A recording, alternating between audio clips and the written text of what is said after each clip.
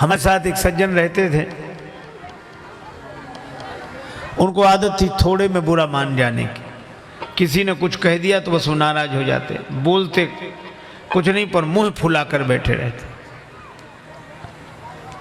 और उनसे कोई पूछते क्या बात, कुछ नहीं, कुछ तो अब है ही नहीं कुछ, तो तुम्हारा अब कह के और करा दोगे, वैसे तो कुछ है ही।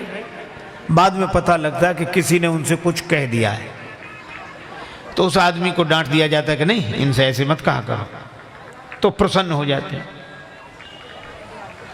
मेरे पास आने से पहले वो श्री रामलीला में अभिनय करते थे, तो एक दिन हमने उनसे पूछा कि तुम राम जी की लीला में पात्र बनते थे? हाँ बनते थे। तो हमने कहा उस समय तुम्हें डांटा नहीं जाता था? कहा डांटने की कौन कहे, पिटते तक थे। हमने कहा क्यों? बोले अक्सर हमें लंका तरफ के राक्षस बनाए जाते तो बंदर पिटाई करते। अच्छा, तो हमने कहा पिटते थे? हाँ। हमने कहा बुरा लगता था? राम जी की लीला में पात्र बनकर जब तुम पिटते थे तो बुरा लगता था?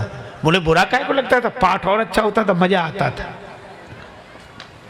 तो हमने कहा कि अब ये सोचो कि उस समय पिटने तक में बुरा नहीं लगता था, और आज जरा सी बात कोई कह दे तो बुरा लग जाता है।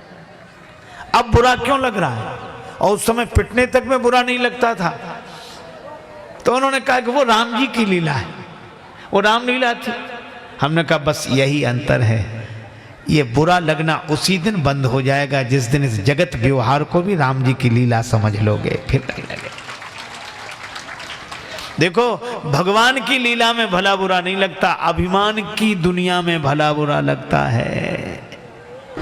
भगवान की लीला है, इसमें जिसे जो भूमिका मिल गई उस भूमिका का पालन करें, और भगवान की लीला की दृष्टि से देखें तो संसार में न कोई छोटा है न कोई बड़ा है। न अभिमान करें न ग्लानि करें, न अभिमान से भरें न ग्लानि से भरें, अपने मन को जब भरें तो भगवान से भरें, यही जीवन की सार्थकता है।